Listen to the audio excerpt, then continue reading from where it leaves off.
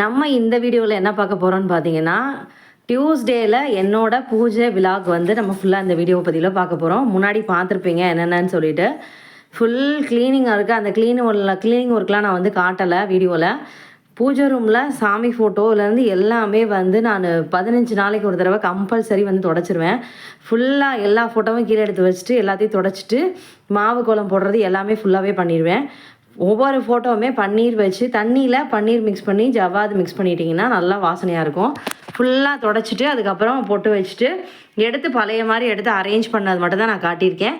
பூஜை ஜாமான் எல்லாத்தையுமே நான் துலக்கி வச்சிட்டேன்.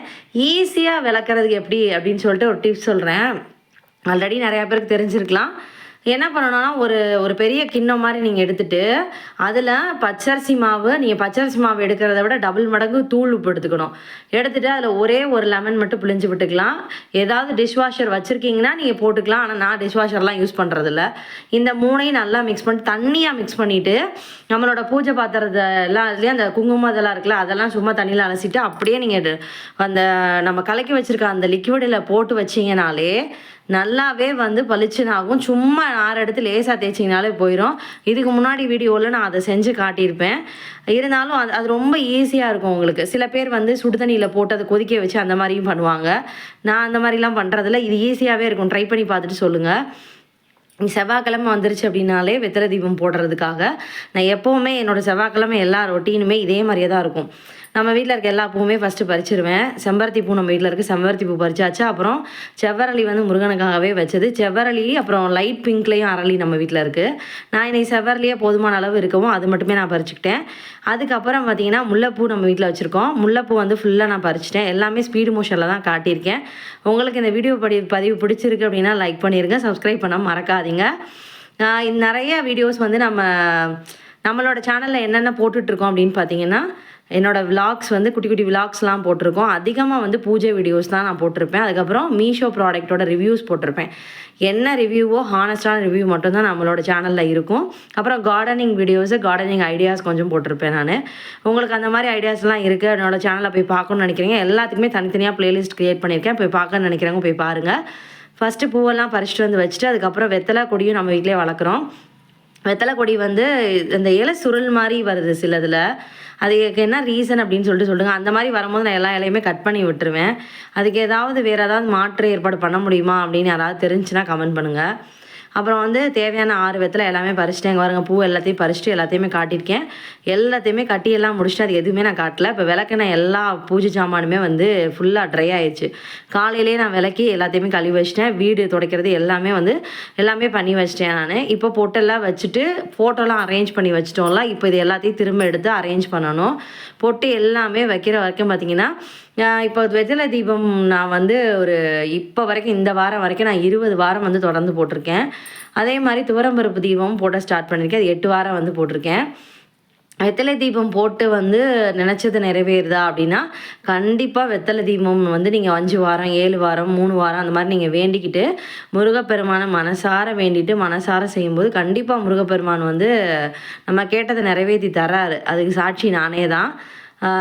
எங்கள் வீட்டுக்காரர் வந்து ஒரு பிஸ்னஸ் வந்து ஸ்டார்ட் பண்ணியிருந்தார். அதில் வந்து கவர்மெண்ட் ஆஃபீஸர்ஸ்ட்டு கொஞ்சம் சைன் வாங்குறது கொஞ்சம் டிலே ஆகிட்டே இருந்தது. டிலே ஆகிட்டே இருக்கவுமே முருகா நான் ஒரு 5 வாரம் வந்து வெத்தலை தீபம் போடுறேன், எனக்கு வந்து எப்படியாவது அந்த இது வந்து சைன் பண்ணி கொடுத்துடணும் 5வது வாரத்துக்குள்ளே அப்படின்னு சொல்லிட்டு வேண்டியிருந்தேன். 4வது வாரம் வெத்தலை தீபம் போடும்போதே எனக்கு வந்து அது எல்லா ஃபைல்ஸுமே வந்து சைன் ஆகிடுச்சு. அதுக்கு நானே தான் சாட்சி. அதனால தான் சொல்கிறேன், வெத்தலை தீபம் மனசார நினச்சிட்டு போடுங்க. இப்போ வெத்தலை தீபம் எதுக்காக போடுறோம் அப்படின்னு பார்த்தீங்கன்னா, கடன் பிரச்சனை நிறையா இருக்குது. கடன் பிரச்சனை தீரணும்னு நினைக்கிறவங்க வெத்தலை தீபம் மெயினாக போடலாம். அப்புறம் வந்து துவரம்பருப்பு தீபம் போடுறதுக்கான ரீசன் பார்த்தீங்கன்னா, இப்போ உங்களுக்கு வேலை வேணும், நான் படிச்சிருக்கேன், எனக்கு வேலை கிடைக்க மாட்டேங்குது அப்படின்னா நல்ல வேலை கிடைக்கிறதுக்காக போடலாம். உங்கள் கணவருக்கு நல்ல வேலை கிடைக்கணும், நிரந்தரமான வேலை கிடைக்கணும், பிள்ளைங்களுக்கு கிடைக்கணும் அப்படின்னா நீங்களே போடலாம். அதனால தப்பு இல்லை.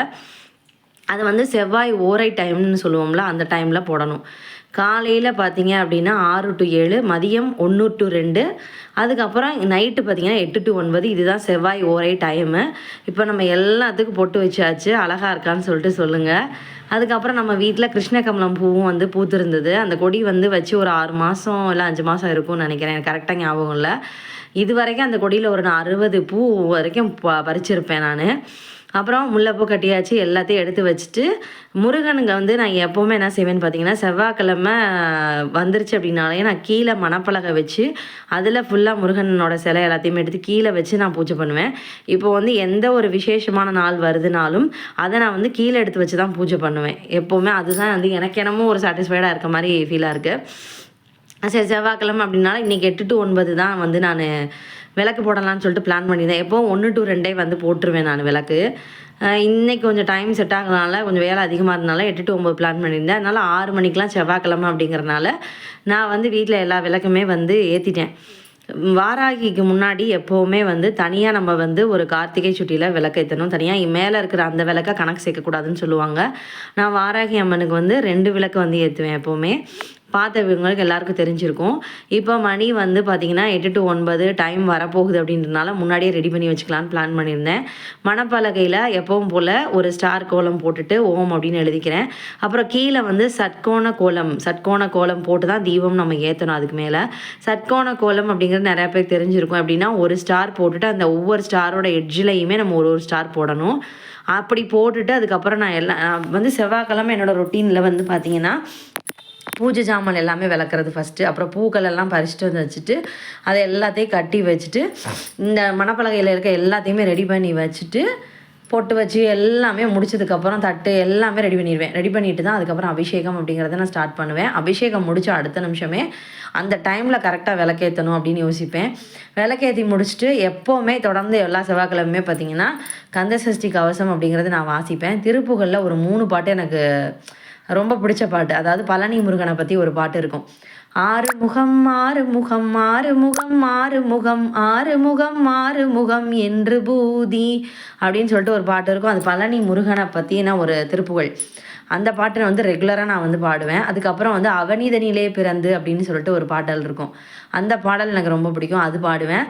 அப்புறம் முத்தை தெரு பத்தி திருநகை இருக்கு இல்லையா, அந்த திருப்புகழ் வந்து நான் பாடுவேன். இந்த 3 பாடலுமே வந்து கம்பல்சரி நான் வந்து தொடர்ந்து பாடிட்டு இருப்பேன்.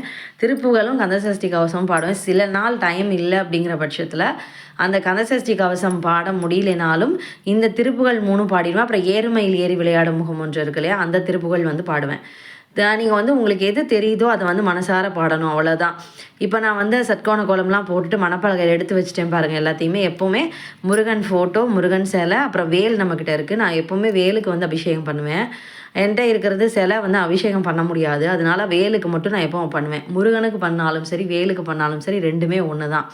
சில பேர் கமெண்ட்ஸில் வந்து கேட்டிருந்தீங்க, அந்த 48 நாள் விரதம் முருகனுக்கு எப்படி இருக்கிறதுன்னு சொல்லி போட்டிருந்ததில் கேட்டிருந்தீங்க. அக்கா வேல் தான் இருக்குது, வேலுக்கு பூஜை பண்ணலாமா, அபிஷேகம் பண்ணலாமான்னு சொல்லி கேட்டிருந்தீங்க. முருகன் பெருமான் இருந்தாலும் வேலாக இருந்தாலும் ஒன்று தான். நீங்கள் வேல் மட்டும் வச்சுருந்தாலும் பரவாயில்ல, நீங்கள் முருகப்பெருமானுக்கு என்ன நீங்கள் செய்வீங்களோ அது எல்லாமே அந்த வேலுக்கும் செய்யலாம். இப்போ நம்ம பிடுங்கிட்டு வந்து வச்சுருந்தோம்லே அந்த வெத்தலைக்கு வந்து காம்பை வந்து கிள்ளிடணும். எல்லா காம்பையுமே வந்து இப்போ நீங்கள் 6 விளக்கு ஏற்ற போகிறீங்க அப்படின்னா ஒவ்வொரு விளக்குலையும் ஒவ்வொரு காம்பு போடணும். நான் வந்து ஒரே விளக்கில் ஏற்றுறதுனால 6 காம்பையுமே ஒரு விளக்கில் போட்டு நான் வந்து ஏற்றுவேன். துவரம்பருப்பு தீபத்துக்கும் தட்டில் வந்து ரெடி பண்ணி வச்சுட்டேன். எல்லாத்துக்குமே பொட்டு வச்சுட்டு அதுக்கப்புறம் விளக்கு பொட்டு வச்சுட்டு நான் வந்து பார்த்திங்கன்னா செவ்வாய்க்கிழமை அப்படின்னாலே சிகப்பு திரி தான் நான் ஏற்றுவேன். முருகப்பெருமானுக்கு உகந்தது அப்படின்னு பார்த்தீங்கன்னா சிகப்பு திரி அப்படின்னு சொல்லுவாங்க. அது நாட்டு மருந்து கடைகளில் கிடைக்கும். சில பேர் அதையுமே கேட்டிருந்தீங்க, சிகப்பு திரி போட்டு ஏற்றுறீங்க, அது எங்கே வாங்கினீங்க அப்படின்னு சொல்லி கேட்டிருந்தீங்க. அதனால தான் இந்த இது சொல்கிறேன் நான். சிகப்பு திரி வந்து நாட்டு மருந்து கடைகளில் போய் கேட்டிங்கன்னா சிகப்பு திரின்னு சொல்லிட்டு கிடைக்கும். சின்ன பாக்கெட்டாகவும் இருக்குது, பெரிய பாக்கெட்டாகவும் இருக்குது. பெரிய பாக்கெட்டை வாங்கி வச்சுட்டோன்னா நமக்கு நிறையா நாள் வரும். விலையுமே கம்மி தான். அது நான் 30 ரூபாய்க்கு என்னமோ வாங்கினேன். அதில் 100 திரிக்கு மேலே இருந்துச்சுன்னு நினைக்கிறேன். இப்போ வரைக்கும் நான் யூஸ் பண்ணிக்கிட்டு தான் இருக்கேன். அது நிறைய திரி இருக்குது அதில். எல்லாத்தையுமே எடுத்து வச்சுட்டேன். எப்போவுமே நம்ம பூஜை பண்ணும்போது பார்த்திங்கன்னா ஒரு விரிப்பு விரித்து அது மேலே உட்காந்து தான் நம்ம மந்திரம்லாம் சொல்லணும் எப்போவுமே. நான் வந்து இதுக்குன்னே தனியாக ஒரு பாய் வாங்கி வச்சுருக்கேன். தொழுகை பாயின்னு சொல்லிட்டு கேட்டால் கிடைக்கும் உங்களுக்கு, பாய் விற்கிற கடையில். அது வந்து நீளமாக இருக்கும் இந்த பாய். ஒரு 3 பேர் உட்காரலாம் அந்த பாயில். அது அப்புறம் வந்து பந்தி பாயின்னு கேட்டாலுமே கிடைக்கும். அது பந்தி பாயின்னு சொல்லலாம், தொழுகை பாயின்னு சொல்லலாம். இதை நான் வந்து மடித்து வந்து போட்டிருக்கேன். நான் போட்டுட்டு எல்லாத்தையும் எடுத்து வச்சுட்டேன். என்னோடய பூஜை ரொட்டீன் எல்லாமே உங்களுக்கு பிடிச்சிருக்கா அப்படின்னு சொல்லிட்டு சொல்லுங்கள். பிடிச்சிருந்தா நம்ம சேனலை சப்ஸ்கிரைப் பண்ண மறக்காதீங்க. நம்ம சேனல் டெஸ்கிரிப்ஷனில் போய் பார்த்தீங்கன்னா தெரியும் நம்ம எந்த மாதிரி வீடியோஸ்லாம் போட்டுட்ருக்கோன்னு சொல்லிட்டு. அதிகமாக வந்து பூஜை வீடியோ தான் இருக்கும், முருகனை பற்றினா வீடியோ தான் நிறைய இருக்கும்.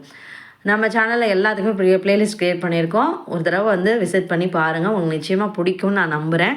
உங்களுக்கு பிடிச்சிச்சின்னா சப்ஸ்கிரைப் பண்ண மறக்காதீங்க. திரும்பவும் சொல்கிறேன். பக்கத்தில் இருக்க பெல் ஐக்கானை கிளிக் பண்ணிக்கோங்க. அப்போ தான் நம்ம போகிற எல்லா வீடியோஸுமே உடனே நோட்டிஃபிகேஷனாக வரும். லாங் வீடியோலாம் பார்த்தீங்கன்னா 10:15 அதிகபட்சம் 11 மணிக்குள்ளே போட்டுருவோம். அப்படி மிஸ் ஆச்சு அப்படின்னா 2:15 அந்த டைமில் போடுவோம். முதல்ல ஈவினிங் டைம் போட்டுட்ருந்தேன். ஈவினிங் வேண்டாம் அப்படின்னு கொஞ்சம் டிசைட் பண்ணனால ஒரு 15-20 நாளாக வந்து மார்னிங் டைமில் போட்டுட்ருக்கேன்.